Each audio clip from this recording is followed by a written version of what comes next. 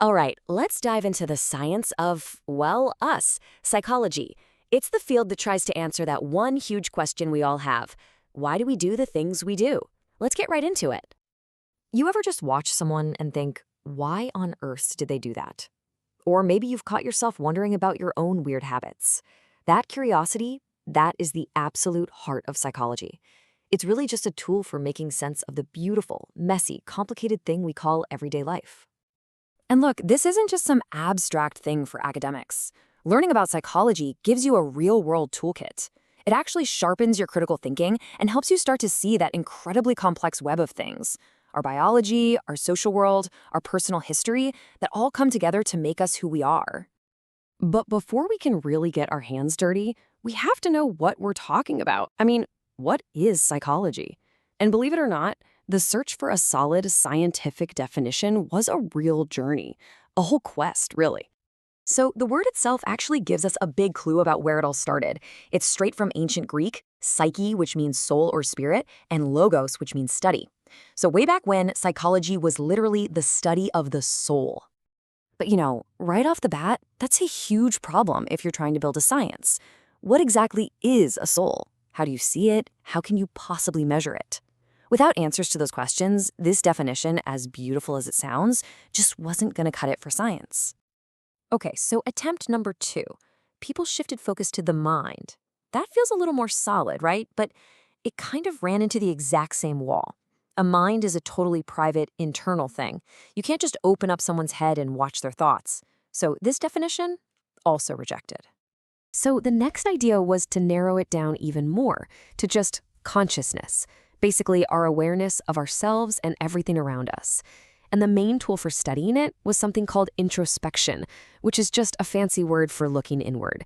But it was super subjective. And what about animals? Or all this stuff happening in our brains that we aren't even aware of?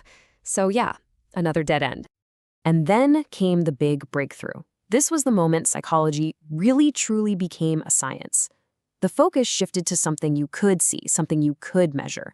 And that gave us the modern definition, the scientific study of behavior, things like talking or crying or laughing, and the mental processes that we can figure out are happening behind the scenes. So once they had a working definition, the whole field just exploded with different ideas. A great way to think about these early schools of thought is like putting on different pairs of glasses. Each one gives you a totally unique way of looking at why people do what they do. Right away, 2 major camps popped up. On one side, you had structuralism with Wilhelm Wundt. They were like chemists, trying to break down our conscious experience into its tiniest little building blocks. But then, almost immediately, functionalism, led by William James, came along and said, whoa, hold on. Forget the parts. What does consciousness do? They were all about the purpose of our thoughts and actions. Like, how do they help us survive and get by in the world? And then, this guy, Sigmund Freud, shows up with a totally revolutionary, kind of wild idea. He said that the part of our mind we're aware of, that's just the tiny tip of the iceberg. He argued that deep below the surface, there's this huge unconscious mind, full of hidden desires and memories that are secretly driving most of our behavior. Around the same time, another group, the Gestalt psychologists, had a completely different take. And this image, it perfectly shows their main idea. Look at it. You don't just see 3 Pac-Man shapes, right? Your brain automatically creates a whole white triangle there that isn't really there. Their point was simple. The whole experience is so much more than just the sum of its individual parts. But all this talk about the unconscious mind and invisible triangles, well, that sounded really unscientific to a new tough-minded group. Behaviorism swung the pendulum way, way over in the other direction. For people like B.F. Skinner, the motto was basically, if you can't see it and you can't measure it, it doesn't matter.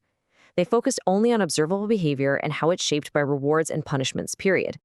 But some felt that both of those views were kind of a downer, They seemed to ignore the best parts of being human. So humanism emerged as a third force.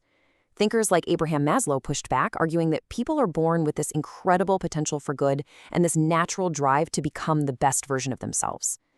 They brought the focus back to things like free will, growth, and personal fulfillment. Okay, so that was a super fast tour of psychology's early days. Now let's jump to the present and see how all those different competing ideas have settled into how the field is pretty much organized today. So instead of all those warring schools of thought, Modern psychology is usually broken down into these 5 major pillars, and you should think of them as broad areas that all work together.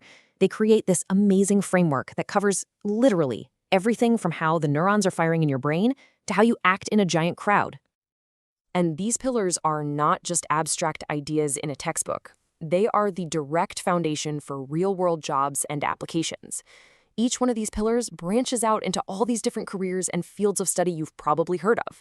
For example, let's just zoom in on one of them for a second. The mental and physical health pillar. Just inside this one area, you've got fields like clinical psychology, which is all about diagnosing and treating serious psychological disorders. Then you have counseling psychology, which helps people navigate life's challenges, big and small. And there's also health psychology, which looks at that incredible link between our minds and our physical health. So, when you look at all these different historical ideas and all these modern pillars, you might be wondering, what's the point of it all? What is the ultimate goal? What is everyone in this field actually trying to do?